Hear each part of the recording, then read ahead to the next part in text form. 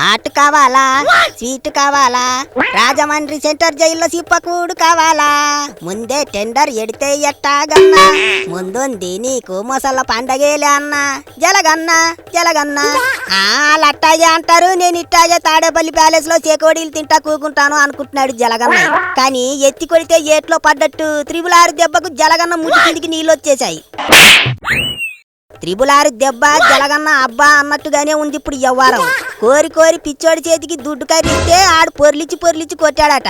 ఇట్టాగే 5 ఏళ్లు జలగన్న అందరికీ సైకోయిజం చూపించాడు. ఓ ఎంపీ అని కూడా చూడకుండా పుట్టినరోజు నాడే రఘురామకృష్ణరాజును అరెస్టు చేసి పోలీసు వాళ్ళ చేత కొట్టించాడు. సంపాలని చూశాడట. ఆ రోజు జలగన్న చెప్పిన దానికల్లా తలాడించి 6కు నరకం చూపించిన విజయ్ పాల్ అనే ఓడిని ఇప్పుడు అరెస్టు చేసి బొక్కలో ఎట్టారు. 6ని అప్పట్లో ఏ జైల్లో ఎట్టి చిత్రహింసలు ఎట్టాడో అదే జైల్లో ఇప్పుడు ఆ విజయ్ పాల్ సిప్పకూడు తింటున్నాడు. పెద్ద విషయం ఏంటంటే జలగన్న చెప్పబట్టే రఘురామని చిత్రహింసలు ఎట్టాం, బైపాస్ సర్జరీ జరిగిందని తెలిసినా గుండెల మీద కూకున్నాం అని మాడిపోయిన ఆలుగడ్డ మొక్కపోడు ఆ విజయ్ పాల్ పోలీసుల విచారణలో నిజం చెప్పేశాడట. ముసిగేసుకుని వచ్చిన ముదనష్టపోళ్ళు 4 లాఠీలతో నరకం చూపించారట. జలగన్న సునకానందం కోసం, సైకో ఆనందం కోసం ఇట్టా మనుషుల్ని చంపటానికి కూడా రెడీ అయిపోయారు ఆనాటి ఆఫీసర్లు. ఎంత ఘోరం! అందుకే జలగన్న మెడకు ఇప్పుడు 6 ఉచ్చు గట్టిగానే బిగుసుకుంటుంది.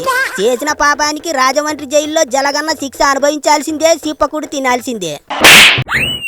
అయినా 1 కాకపోతే 2 కాకపోతే 10 జలగన్న చేసిన తప్పులు అన్నా ఇన్నా.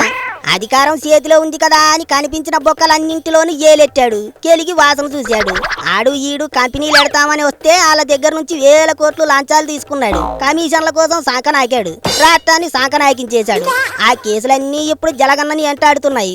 పోలవరం ప్రాజెక్టు టెండర్ల దగ్గర నుంచి కరెంటు కొనుగోళ్ల దాకా జలగన్న పుల కేసులా అందరినీ పుల్ల పెట్టి గెలికి మరీ వసూలు చేశాడు లంచాలు. తన దొంగల ముఠాకి దోచి పెట్టాడు. మరి ఆ లెక్కలన్నీ ఇప్పుడు బయటికి తీయాల్సిందే కదా.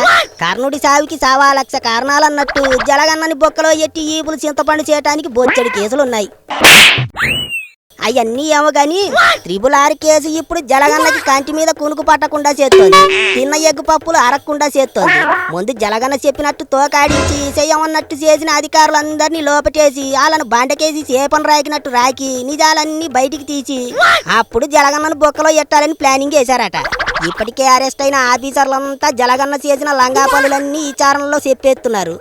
అంతా అయ్యగారి పైత్యం, ఏదో ఒకటి ఇస్తాడు కదా అని చిల్లర కాసుపడి చేశాం, తప్పైంది క్షమించండి అంటున్నారట. మొత్తానికి జలగన్న మరోసారి జైల్లో గబ్బిలంలా ఏలాడే టైం రాబోతోంది.